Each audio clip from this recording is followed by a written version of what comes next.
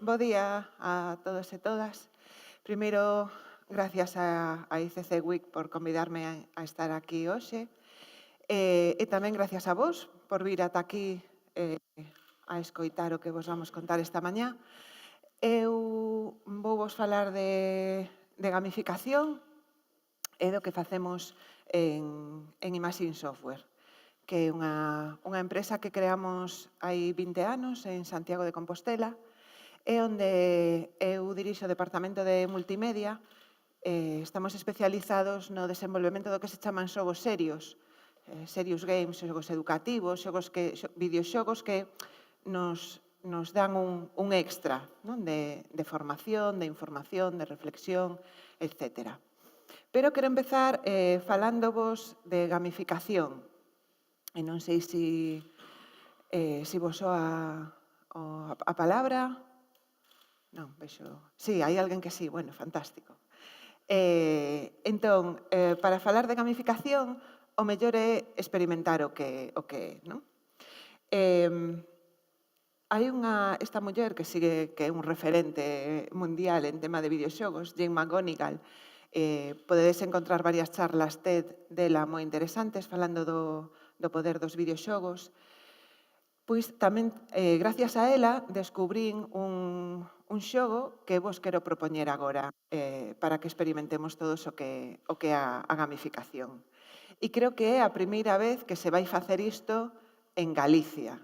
Vale? Entón, na ICC Week vamos facer o primeiro xogo multixogador masivo de loita de polgares. Entón, necesito dous voluntarios que me van a axudar a explicarvos como é este xogo. O mellor aquí decir que é masivo pois é un pouco exagerado, non? Porque somos un grupiño pouco grande, pero dicir que un xogo multixogador masivo é demasiado, pero bueno, sí multixogador. Entón, sabemos como é o xogo de loita de polegares, non? Ben, pero en vez de 2 podemos xogar 3. Vamos aquí. Vale, e este... Entón, isto é un xogo de multixogador de loita de polegares. Vale? Somos 3, pero poderíamos ser máis. Pero, ademais, temos outra cousa, que temos outra man, non? Entón, poderíamos facelo tamén coas dúas mans. O xogo trátase non é esperar e ao final entrar, non? Sino que é o primeiro que pilla un dedo. Entón, o primeiro que pilla un dedo, gaña. E tamén estamos aquí, pero poderíamos xogar con vos. É dicir, eu podo poñer unha man por aquí con eles e outra man por aquí para facer unha cadea, non? Ben, pois, entón, o que quero é que o fagamos todos. E por que quero que fagamos isto? Bueno, pois aparte de movernos un pouco e empezar dunha forma máis dinámica.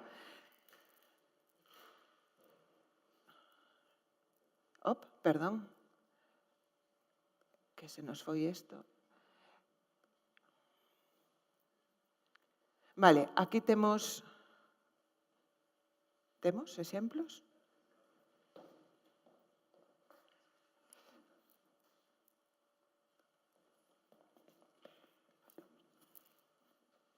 Bueno, sigo vos falando do xogo. A cuestión é... Vale, gracias.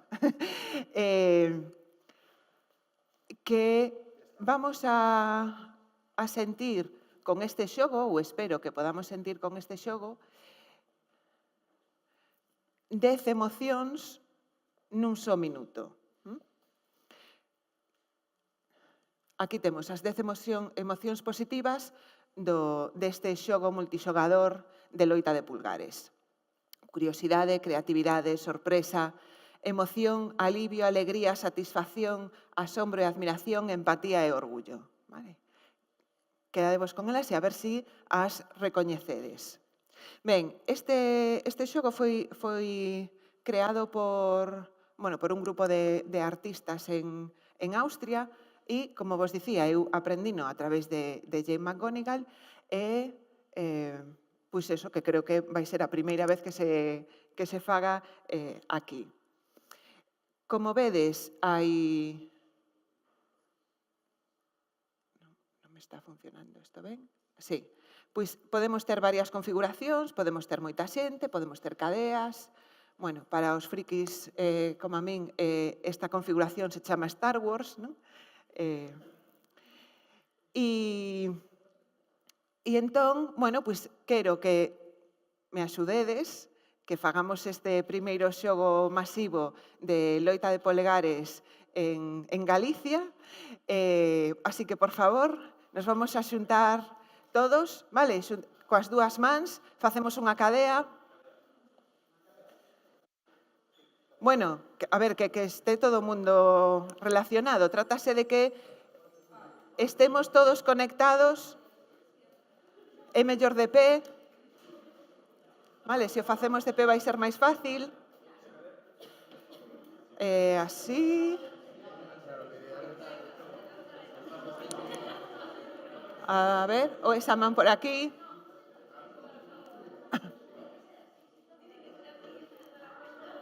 Temos todos os pulgares collidos, algún pulgar solto por aí. Queda algún pulgar solto por aí.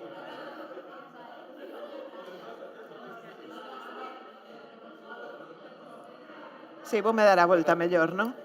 Así. Estamos todos? Estamos todos? Queda algún pulgar solto? Non?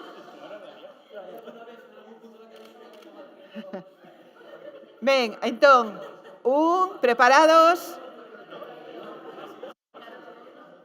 Preparados? 1, 2, 3, xa! Ah! Xa te pillei.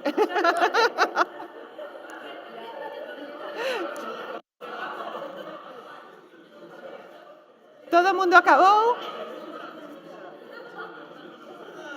Todo o mundo acabou? Sí? Temos gañadores por aí? Temos gañadores por aí, sí? Ben, gracias.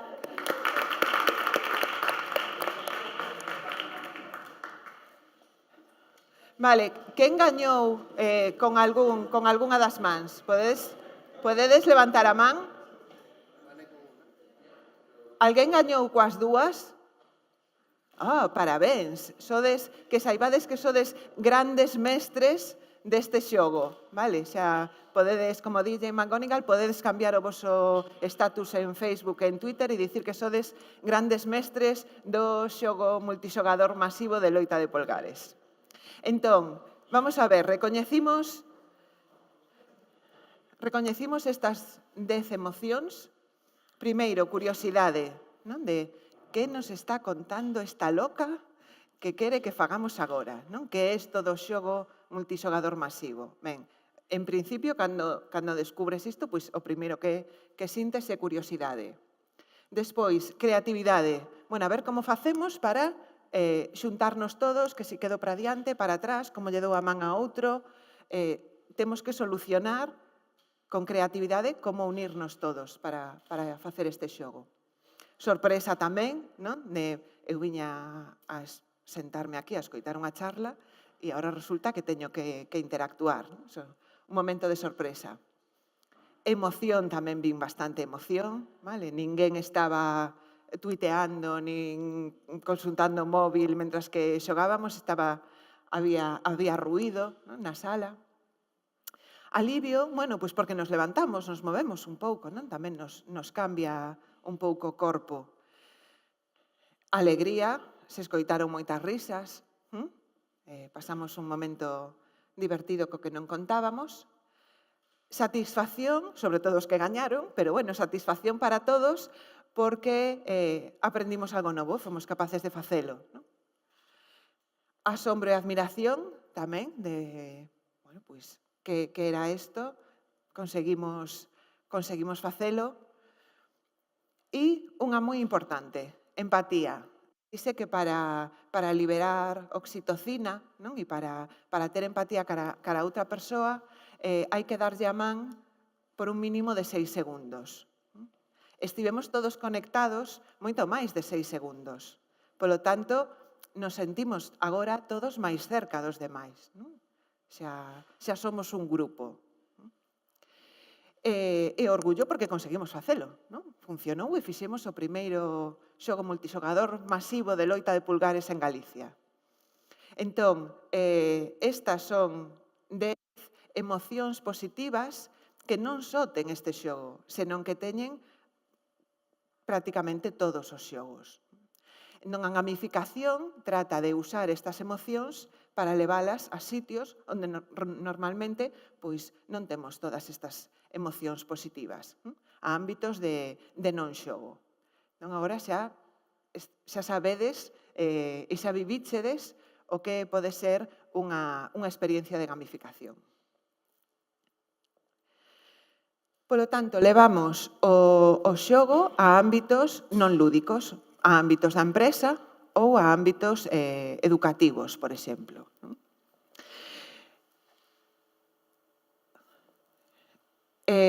Mary Poppins explica moito mellor que a min o que é a gamificación e o que se pode conseguir con ela.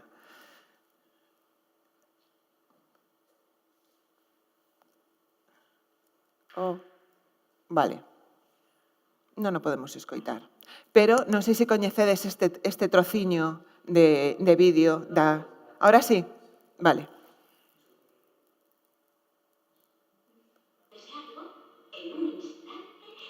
Bueno, volver a poner. Según se mire, veréis, todo trabajo tiene algo divertido y si encontráis ese algo, en un instante, se convierte en un juego.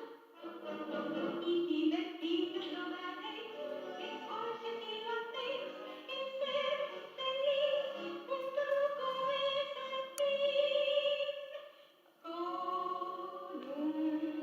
Con un poco de su cabeza pilar que os dan, que os dan, pasará mejor. Bueno, xa collemos a idea, non? Todo traballo ten algo divertido, se somos capaces de encontralo, deixa de ser un traballo e casi pasa a ser un xogo. Non chegaremos a ese punto, pero esa é a idea, non? Entón, o xogo ten moitos beneficios, xa o acabamos de ver, nos libera emocións positivas, podemos coñecer máis dunha persoa xogando con ela que despois de moitas horas de conversación, vale? A través do xogo é moi fácil coñecer as persoas porque sacamos o noso verdadeiro eu, non nos quitamos as máscaras, e todos somos xogadores. Ao final, o mellor se eu vos pregunto se xogades ou non, pois o mellor moitos decides que non, pero despois se pregunto, pero seguro que non xogades ao Candy Crush? Ou se tedes fillos, non xogades cos vosos fillos, non? Casi todos xogamos. E para que o vexades, estos son datos do ano pasado a nivel europeo, o 70% dos altos executivos fai un receso ao día para xogar a algo. E na maioría dos fogares hai un computador ou unha consola coa que se xoga. Pensamos que os xogos son cousas de nenos pequenos, pero non é certo. O 53% dos xogadores ten entre 18 e 49 anos. Os que medramos xogando a videoxogos non deixamos de xogar cando vamos medrando, non? Cando somos adultos. Polo tanto, esa idade dos xogadores vai medrando conforme nos vamos cumplindo anos. E tamén moi importante, e algo no que a mí me gusta facer fincapé, é que as mulleres xogamos. Tamén é un mito pensar que os xogadores, sobre todo de videoxogos, son rapaces novos, homes, e non é así. E xogamos moito con dispositivos móviles. E o xogo ten moitos beneficios, non? A parte das emocións que comentaba antes, pois, dependendo do tipo de xogos que utilicemos, podemos aumentar a nosa coordinación, mellorar a nosa capacidade de lóxica, aprender cousas, non? Dependendo do xogo que se utilice. Se xogades a Angry Birds, por exemplo, seguro que sabedes moito máis de tiro parabólico que o que sabíades antes de empezar a xogar. Non? Pois, como eso, calquera outro xogo. E do que trata a gamificación é de coller todos esos beneficios do xogo e levalos a outros ámbitos para axudarnos a facer cousas que ao mellor nos custan un pouco. Pois veremos algúns exemplos, pero para min uns dos mellores, un dos que máis me gusta é este, onde isto é unha imaxe común, non? De calquera metro ou estación, onde a xente vai sempre polas escaleiras mecánicas. Entón, como podemos facer para que as persoas, en vez de ir polas escaleiras mecánicas, vayan polas escaleiras normais, pois porque é máis sano, non? Nos movemos, entón quen poda, que poda subir por esas escaleiras. Vémolo agora. Isto ten audio, vale? Opa.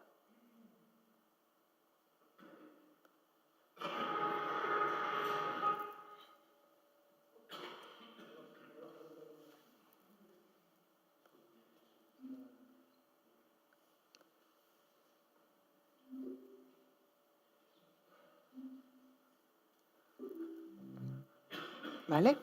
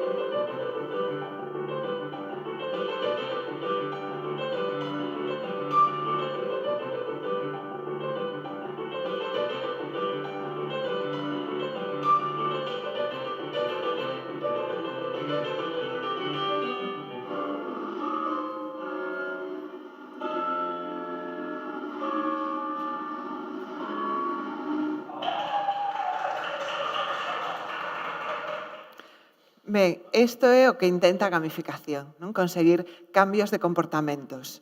E aquí o vimos para min é un exemplo estupendo de como, se nos dan un punto, un extra dunha mecánica ou dunha dinámica de xogo, de, bueno, pois, se subimos os escalóns e se escoita música, non é só que prefiramos subir os escalóns, sino que viades que a xente se quedaba ali e subía e baixaba varias veces, non? Entón, bueno, pois a través de, en este caso, unha pequena dinámica de xogo, se consigue un cambio de comportamento da xente. O 66%, non? Cambiaba e iba polas escaleiras en vez de ir polas mecánicas. Entón, aí está o poder do xogo e o poder da gamificación no cambio dos comportamentos das persoas. Para isto, o que temos que ter moi en conta son 4 chaves, non? Que motivación temos para facer este cambio, que queremos conseguir, cal é o obxectivo de aplicar a gamificación, quen van a ser os nosos xogadores, e porque tamén se di que hai distintos tipos de xogadores, 4, 8, bueno, hai diferentes teorías sobre cantos tipos de xogadores hai. Cales van a ser os elementos de xogo que vayamos a utilizar e, sobre todo, para que vamos a facer esta gamificación, non? Que queremos conseguir? que a gamificación está de moda, pero non a vamos a aplicar só porque está de moda, non? Ten que ter algún sentido. E tamén temos que saber e que poder medilo. Quizáis soa un pouco difícil o de poder medir unha motivación ou unha diversión, pero hai que medir os resultados da gamificación. E unha cousa tamén moi importante e que ademais, bueno, pois o mellor é raro que o diga eu, que son informática, pero a gamificación é un 75% de psicoloxía e un 25% de tecnoloxía. Non? A tecnoloxía é unha ferramenta que nos axuda a poñer en marcha unha gamificación, pero non sempre é necesario ter tecnoloxía. Non? Acabamos de facer unha dinámica gamificada e non había ningunha tecnoloxía. Se trata, pois, de cambiar comportamentos da xente. Entón, o principal é estudar ese comportamento e estudar as motivacións que poden levar a cambiálo. Non son só puntos e medallas e clasificacións e unha app. Eso virá despois se é necesario. Un dos exemplos que tamén me gusta moito é este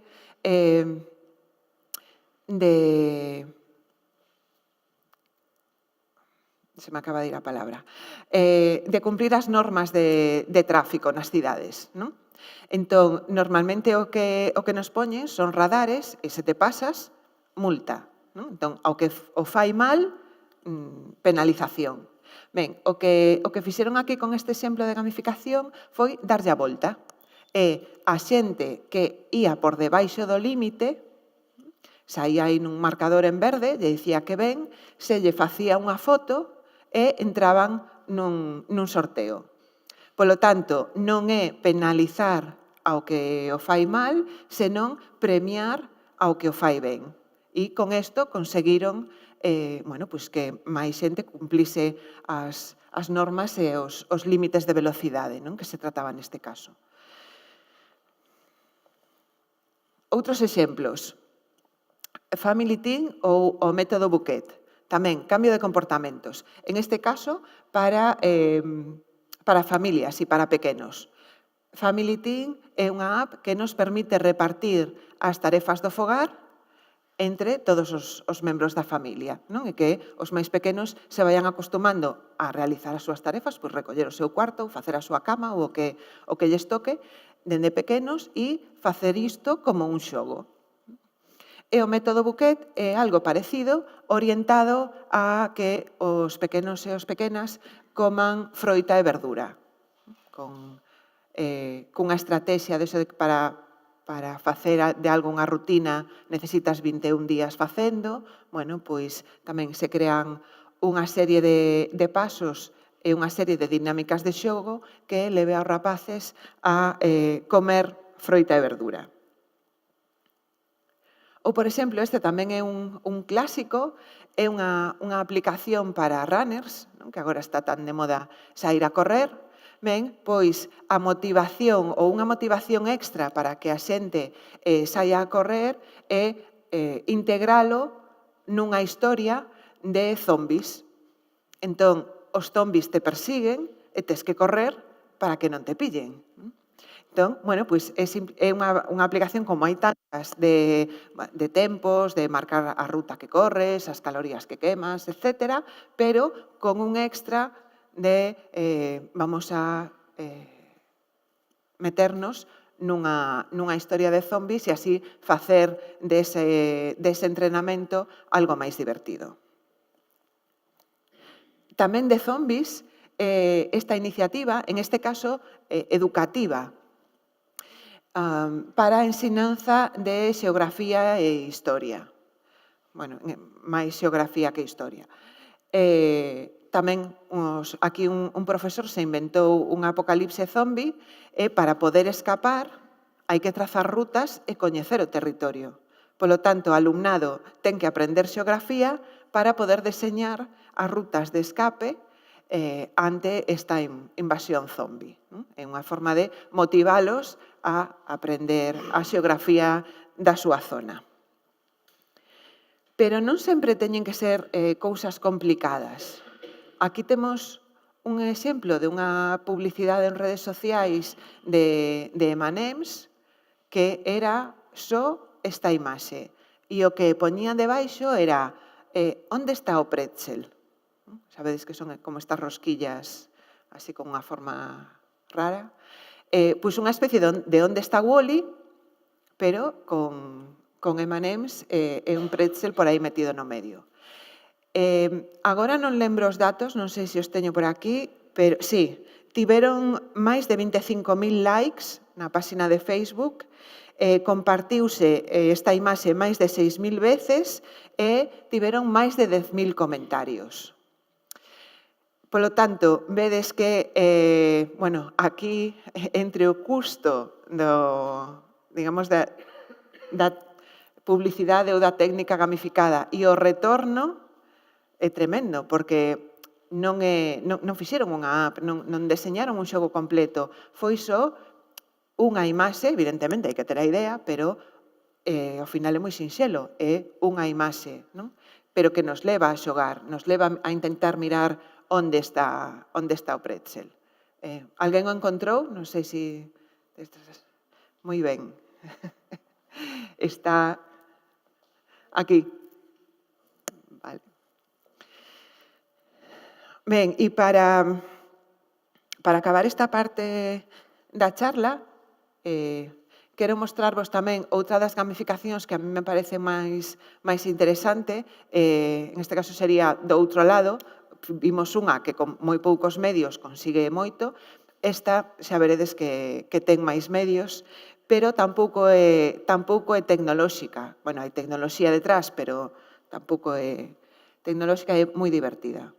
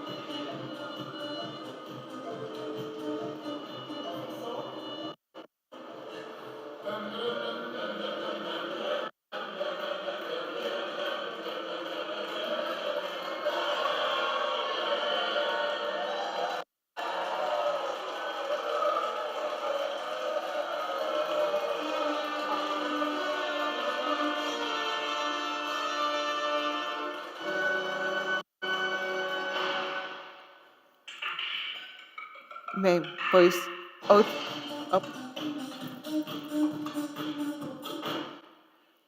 outro exemplo de gamificación moi divertida, non tecnolóxica, pero bueno, si aquí xa con outros medios, non? Entón, para que virades un pouco diferentes tipos de aplicacións da gamificación. Pero, bueno, agora o que vos quero contar é como chegamos nos aí, aquí, a facer gamificación e serious games e que é un pouco tamén o que facemos nós e como aplicamos nós, como levamos isto aos nosos proxectos. Nos en Imaxin temos un departamento de multimedia onde facemos un montón de cousas pois de xogos e de aplicacións e comezamos con este proxecto, o Misterio das Sete Pezas, que foi unha aplicación educativa para cambio de actitudes de cara á lingua galega. O Concello de Santiago pediu ideas para facer un xogo que permitise aos rapaces e ás rapazas pois cambiar a súa actitude cara ao galego. Non aprender galego, senón usalo, non? E que o visen como algo útil. Pois abriron un concurso de ideas, se presentaron xogos de mesa, pero nós presentamos un videoxogo. E estou falando do ano 99. Non? Vedes que é un CD-ROM, ao mellor hai alguén que xa nin sequera sabe o que é iso, pero foi un CD e foi o primeiro videoxogo que se fixo con o Serious Game, non? O primeiro videoxogo educativo que se fixo en Galicia. Naquel momento era raro escoitar falar de videoxogos utilizados para a educación, hoxe é algo que xa temos moi asumido. Non? E o que fixemos foi, pois crear unha historia dos videoxogos que nos gustaban a nós, as aventuras conversacionais, tipo pois O secreto de Monkey Island, xogos daquel tipo, e inventarnos unha historia que puidese chegar aos rapaces e, pois falarlles dunha forma sutil do que é coidar a túa lingua para mantela e usala. O xogo tivo moi boa acollida, de feito tivo unha acollida fantástica e houbo que facer, os CDs que se fixeron non chegaban e lembro que o Concello dicía pirateade, gravade CDs por aí que non hai problema. E isto foi o que nos permitiu tamén despois, pois ver que isto podía ser unha moi boa ferramenta para este cambio de actitudes e a partir de aí, pois seguir facendo proxectos en esta liña. Este é un exemplo dun dos escenarios. Se coñecedes Santiago, pois ao mellor recoñecedes o Parque de Bonaval, donde tamén unha das cousas interesantes era que estaba ambientado na cidade e que ti paseabas pola cidade e, en 2D, pero se recoñecía, non? Se recoñecían os lugares. Non, a partir de aí, pois, xa vos digo, sacamos unha liña de proxectos educativos en xogo, en este caso, por exemplo, de consumo responsable ou prevención de riscos para nenos e nenas, temas de migración e inmigración, pois como integrar aos que son diferentes na escola, concienciación sobre o ruído, isto foi un proxecto para a Asociación Española de Prevención do Ruído. Este tamén é un dos meus favoritos porque era unha cousa moi específica e ademais para adultos, non? Prevención de riscos laborais no sector do granito. En este caso, o que nos encontramos foi que a empresa que facía a formación en prevención de riscos laborais estaba vendo que a formación en aula clásica non lles estaba dando resultado, non? Que eran unhas charlas un pouco aburridas e que a xente non lle facía caso e non se motivaba coa prevención de riscos. Ben, entón, nos inventamos unha historia como xa daquela estaban moi de moda as series, igual que agora, porque este xogo xa ten uns anos tamén, nos inventamos unha historia onde se vai rodar unha serie nunha canteira. Ti vas a ser o protagonista desa serie, o xogador, e tes que ir ali a ese sitio para ambientarte e saber como funcionan as cousas, non? E como tes que facer e que elementos de protección necesitas. Entón, ti es ese xogador, vas pasando por os diferentes postos e bueno, pois tes aí os elementos de protección que tes que colocarte, se non o fas ben, bueno, pois terás as túas consecuencias, e consecuencias que poden ser reais, non? Pois se non me poño o casco e cae algo, cae unha pedra, pois o mellor podo morrer. Ou se non me poño a mascarilla, pois o mellor non teño problemas agora a curto prazo, pero a longo prazo podo ter problemas de pulmón, non? Todas as accións do xogador se rexistran para despois lanzar un informe para os titores e que podan avaliar se están cumplindo estas normas de seguridade ou non. Xogos de reciclaxe, en este caso tamén para entorno escolar. Vamos a fomentar a reciclaxe e que o alumnado aprenda que cousas van en cada un dos distintos contenedores. Fixemos isto a través de un concurso coa Consellería de Educación e a Consellería de Medio Ambiente e Coembes e tivemos a máis de 3.000 nenos e nenas xogando a un xogo que tiña diferentes fases e ao final había uns premios, polo tanto, intentaban facer trampas coa axuda dos profesores, pero, bueno, foi unha experiencia tamén moi divertida. E un dos últimos que vos quero comentar é Climántica, que tamén é outro dos meus favoritos, que é unha especie de simulador, se coñecedes SimCity, pois algo en pequeno, non? Algo similar en pequeno. É un simulador de xestión dunha cidade ou dun territorio, pero que temos que facer de forma sostible. É dicir, temos a nosa disposición en un destos tipos de xogos que se chaman nos que es Deus, non? E podes facer calquera cousa.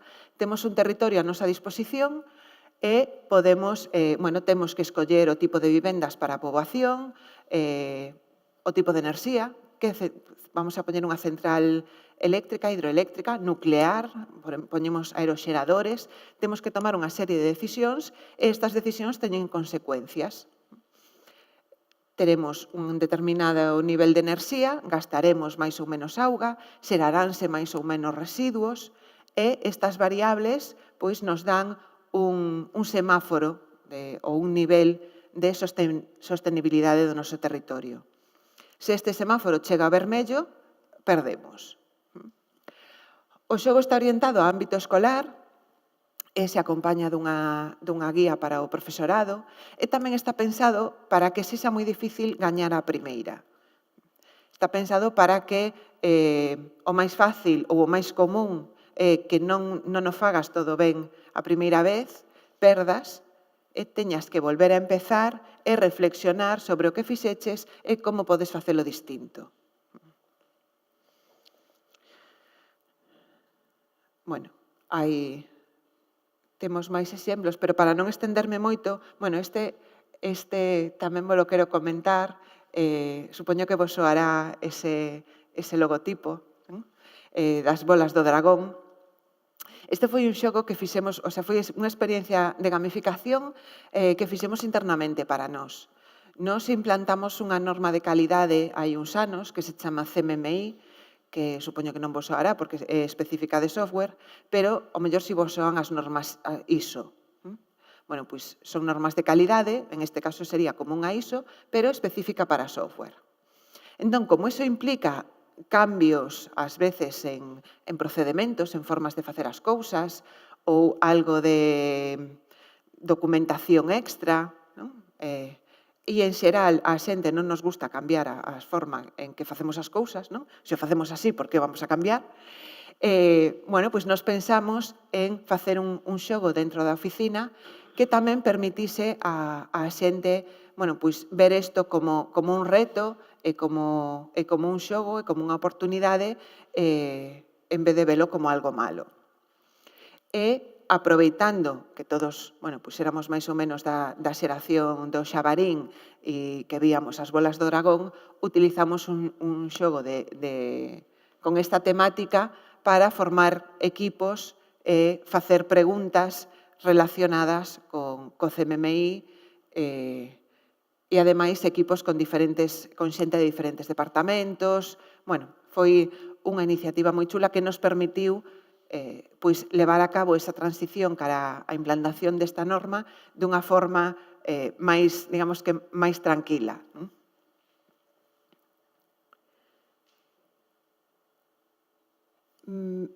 Aquí creo que me falta unha imaxe. Bueno, non importa. E como última referencia, unha das últimas aplicacións que fixemos, que foi para a Cruz Vermella, para a promoción do seu programa de acollemento familiar. E aquí o que se fixo foi unha app que simula, se lembrades o que eran os tamagotchis, non? Tiñamos que coidar unha maquiniña. Bueno, aquí temos algo parecido nunha app onde se coida a un pequeno facendo, bueno, pois, pequenos retos, pequenos probas de facer unha comida ou de levar a alguén á escola. Bueno, son minixogos dos de móvil de 2 minutos, non? E a través deste xogo, despois se dá información sobre o seu programa de acollemento familiar. É un pouco decir, bueno, si és capaz de coidar este pequeno tamagotchi, bueno, pois pensa que nós temos un programa de acollemento familiar e infórmate sobre isto, non? E chamar a atención sobre algo. Tamén pensado para que se poda compartir en redes sociais.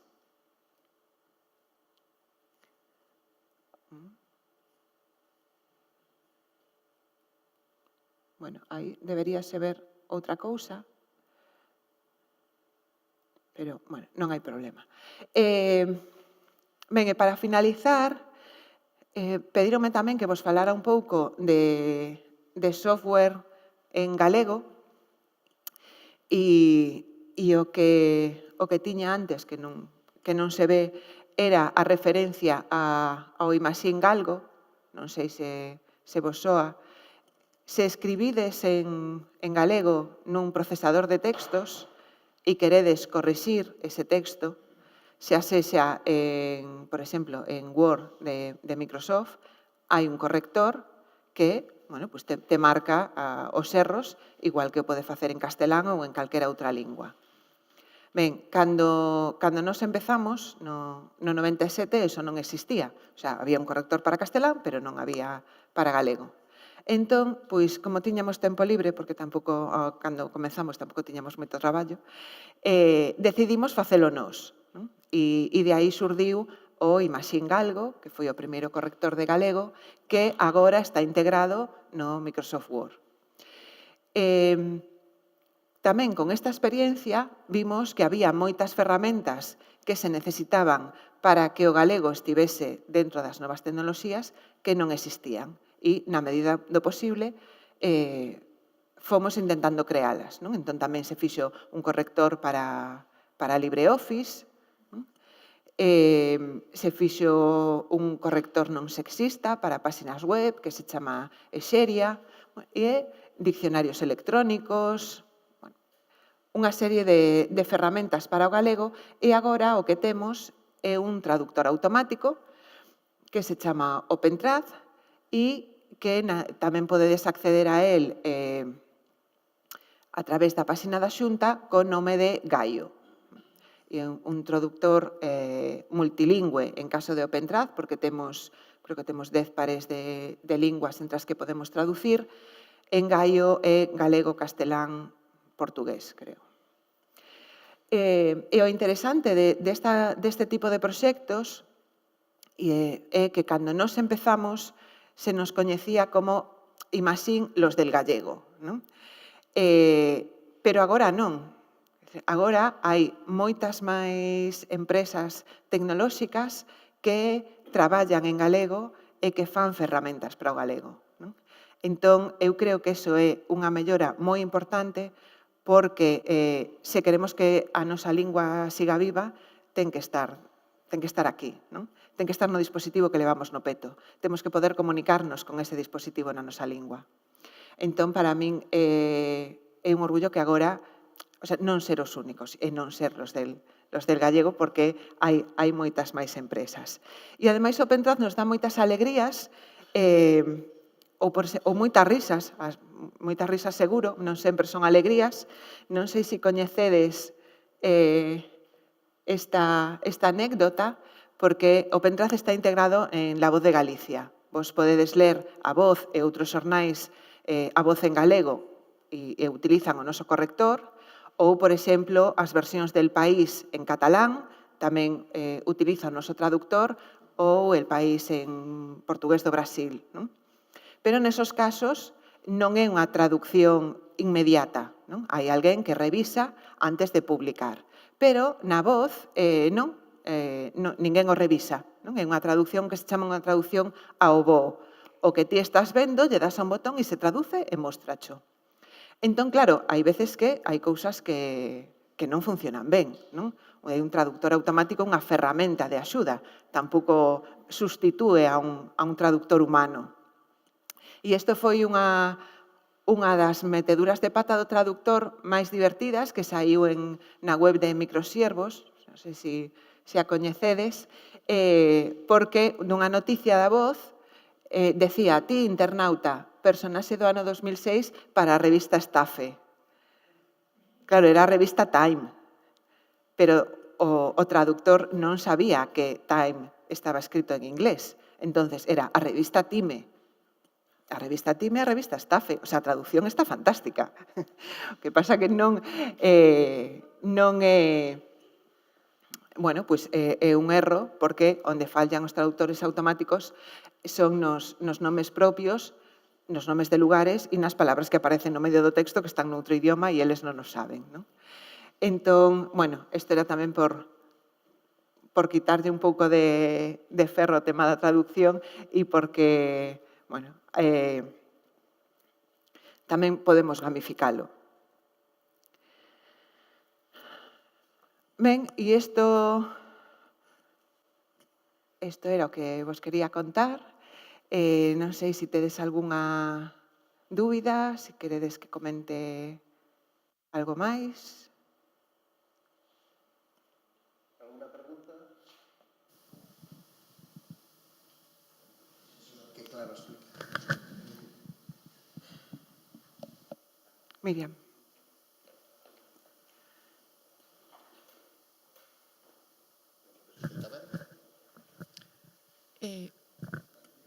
Hola.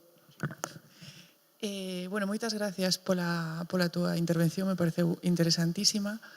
E quería preguntarche se nos podías comentar un pouquiño máis. Falabas que desde Imaxín sacarades un traductor para páxinas web ou como un identificador de páxinas web con contido sexista, pode ser? Sí. E non lle pillei ben o nome e era para ver se nos podías explicar tamén un pouquiño máis en que consiste. Sí, claro. Gracias. É un proxecto que ten algúns anos que se chama Exeria, exeria.net, penso que é a web. E é unha especie de corrector para detección de linguaxe sexista e te dá opcións para convertir ese texto en linguaxe non sexista. E para páxinas web, non? Entón, digamos que lee o contido dunha web e te dá opcións de, bueno, pois, non digas alumnos, di alumnado, ou, bueno, pois, te dá opcións para convertir ese texto. É un proxecto que foi financiado pola Xunta de Galicia, pero xa hai algúns anos.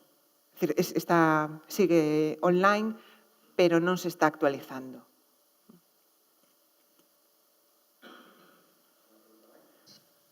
Non se non fago che unha. Sí, ben. No tema da gamificación, é interesante que sempre haxa a posibilidade de perder e que compitas contra alguén ou non? Depende de como estea orientada a gamificación. Por exemplo, se estamos falando de serious games, xa un xogo como os que nos facemos e é educativo ou formativo, sí, é moi interesante que podas perder. Porque o bo que teñen os xogos é que non pasa nada se perdes. Podes volver a empezar e xa está. Non é unha simulación e de eso se trata a simulación, en que se te equivocas non pasa nada. Entón, aí está tamén o interesante, en poder volver a empezar e facelo distinto. Si outro tipo de gamificacións pois xa máis de dinámicas concretas, ao mellor non ten sentido perder porque tampouco se trata de gañar, non? Senón, bueno, pois de que algo que tes que facer sexa máis atractivo, máis agradable, pensad en gamificacións para, bueno, de cara aos usuarios nunha páxina web. Pois, se participas, te dou puntos, ou fan unha clasificación de usuarios, ou por exemplo, unha gamificación básica son os puntos que nos dan nas tarxetas, as tarxetas de puntos, non? De un montón de establecementos ou do banco. Bueno, iso é unha gamificación mínima. Ti fas cousas e eu che dou puntos por eso e despois podes facer algo con esos puntos. Claro, aí non hai nin perder nin gañar, non? O sea, bueno, si estás gañando, en teoría, algo con esos puntos, pero non é un xogo no que digas perdín ou gañei. Gracias. Vale, pues si no hay más preguntas, es un honor haberte tenido con nosotros. Para mí. Un honor que existan empresas como Imagine y pues un aplauso para Luz. Gracias.